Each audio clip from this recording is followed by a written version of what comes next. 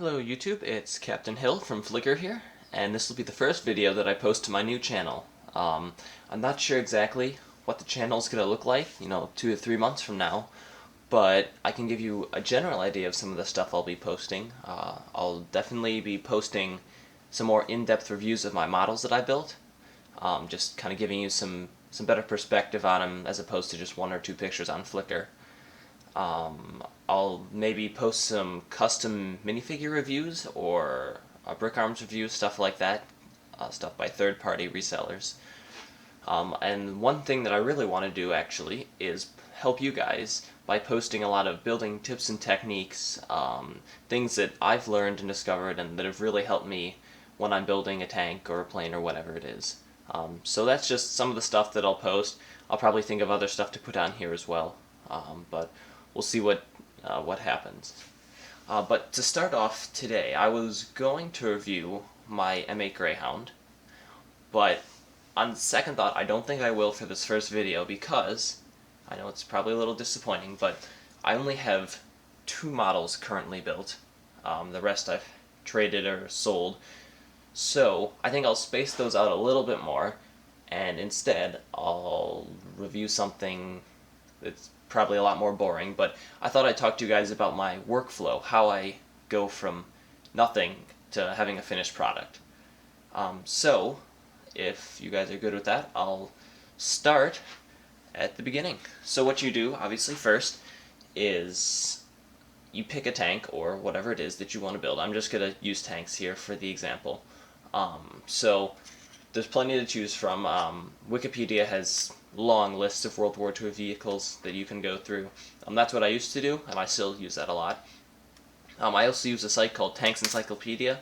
I think I posted on Flickr a link to that, and that's really helpful just with the color renderings and everything. It kind of brings them to life a little bit, so I've enjoyed using that as well. But you pick a vehicle that you want to build, and it can maybe either just be a vehicle you like or something that you're going to use in an upcoming project, which the example I'm going to use is going to be for an upcoming project for me.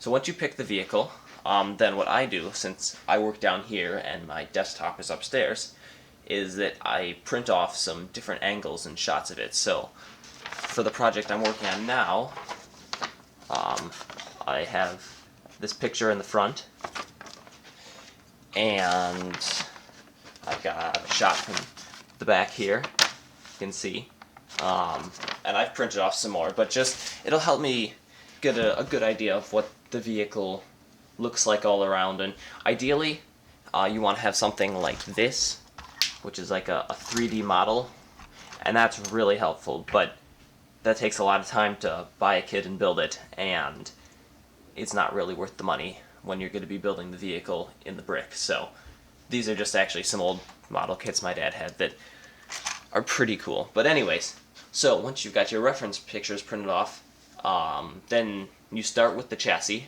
and I'm going to go into more detail in another video about building with SNOT techniques.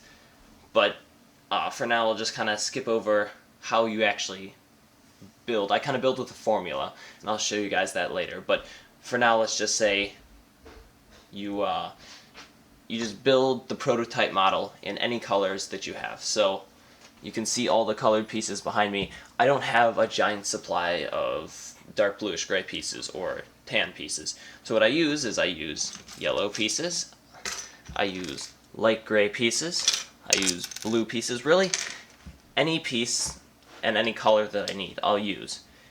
And then in the end, this is kind of what it'll look like. You'll have a lot of rough edges. This is part of the project I'm working on. I actually have pretty much the rest of it done. The hull and the chassis are completely finished. This is really the only thing left, but I don't want to spoil it too much for you guys, so I'm just using the turret as an example. So you can see there's like a bar piece sticking out here. Obviously that wouldn't be there, all the different colors, stuff like that. But it doesn't matter because this is just a prototype model.